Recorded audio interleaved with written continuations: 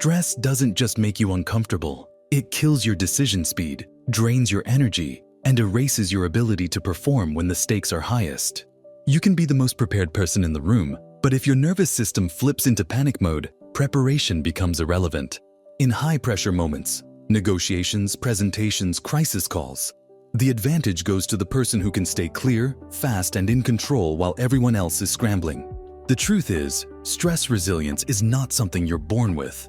It's a protocol you can install, and once it's in place, you can activate it in under 2 minutes. That's what the Instant Stress Resilience Protocol does.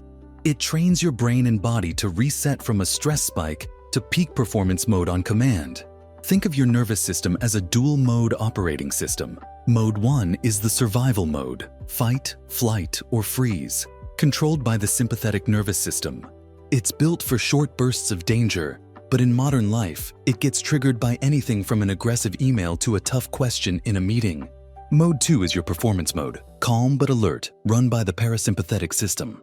That's where your best thinking, fastest reactions, and most strategic decisions happen. The performance leak most people suffer from is getting locked in survival mode when they need to be in performance mode. The protocol's job is to force the switch. Step 1 is interception. You have to catch the stress spike before it takes over. In neuroscience, this is called interoceptive awareness, the ability to detect your body's internal signals. Your early warning signs could be a change in breathing rhythm, a tightening in the chest, or a drop in peripheral vision. The moment you notice any of these, you label it mentally as switch time. This label acts as a trigger for the rest of the protocol. Step 2 is the physiological reset. Stress hijacks your breathing, making it shallow and fast, which feeds the panic loop. You reverse it with the 4-2-6 breathing sequence. Inhale through your nose for 4 seconds, hold for 2, exhale through your mouth for 6. This pattern does 2 things. It signals safety to your nervous system by extending the exhale, and it rebalances carbon dioxide and oxygen levels to restore clear thinking. You repeat this for 3 to 5 cycles, which takes less than a minute, and you will feel a noticeable shift as your heart rate drops and mental clarity returns. Step 3 is cognitive override. Even if your body is calmer, your mind can still be running threat scenarios. You need to replace those loops with a single high-control thought.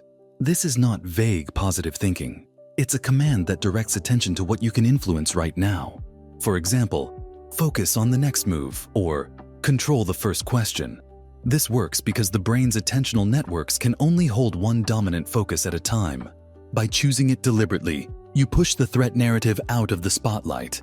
Step 4 is the micro-action anchor. The fastest way to lock in a calm, high-performance state is to take a small but decisive action in the environment.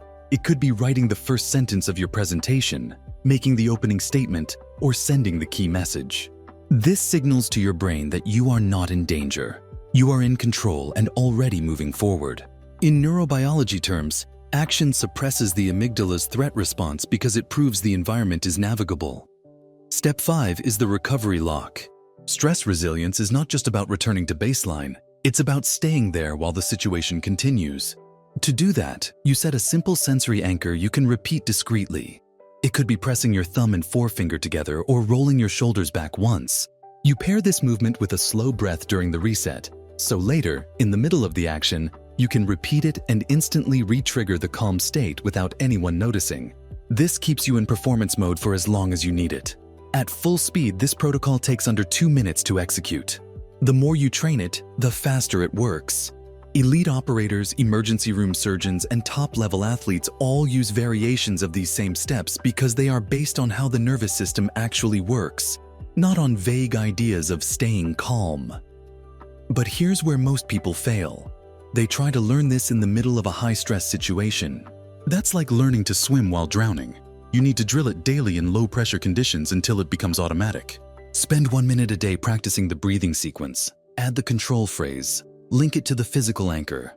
Run the whole cycle when you're only mildly stressed, stuck in traffic, dealing with a slow download. So when the real pressure hits, your nervous system recognizes the pattern instantly.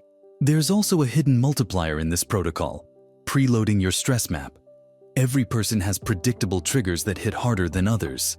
For some, it's public speaking. For others, it's confrontation or last-minute changes.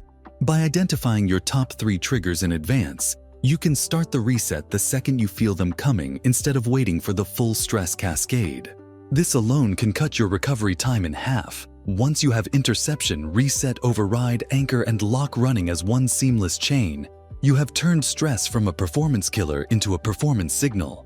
Instead of stress being the enemy, it becomes the cue that you're about to switch into your highest gear. And when you can do that faster than anyone else in the room, you hold the real advantage. Here's the next layer most people never touch: training your baseline so the protocol activates faster and lasts longer. The truth is, your ability to instantly recover in high-stakes situations depends on the state of your nervous system when you walk into them. If you live in a constant background level of stress, you're already halfway into survival mode before anything even happens. That means the reset takes longer and wears off faster. High performers use what's called micro-recovery conditioning. This is the practice of integrating short, deliberate downshifts throughout the day to keep your baseline low and responsive. Think of it as clearing the system cache on your computer before it slows you down. The simplest way to do this is to stack 3 to 5 mini resets into your schedule.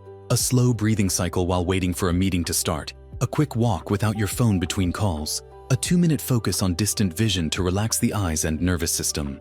Each one is small, but they prevent stress from compounding and keep your reset protocol sharp. Another crucial upgrade is stress inoculation. You cannot expect to execute flawlessly in extreme pressure if you only practice in calm conditions. The brain adapts to stress by exposure in controlled doses, enough to trigger the stress response but in a safe and repeatable environment. This could be simulated high-pressure drills, practicing a pitch in front of colleagues who interrupt you with tough questions, running through crisis scenarios with a timer, or rehearsing negotiations with deliberate curveballs thrown in. The goal is to teach your nervous system that you can still access clarity and control while adrenaline is high. Over time, your stress threshold rises, and situations that used to overwhelm you now feel manageable. This is where the advantage becomes exponential. While others break down under surprise pressure, your brain interprets it as familiar territory and switches to performance mode automatically. The final integration step is identity alignment. If deep down you still believe you are someone who gets nervous under pressure, no amount of protocol will stick at the highest levels. Your subconscious will override it.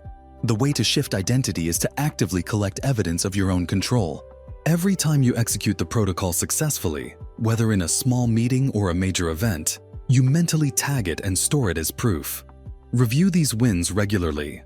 You are rewiring your self-image from "I hope I can stay calm" to "I am the person who stays calm when it matters most."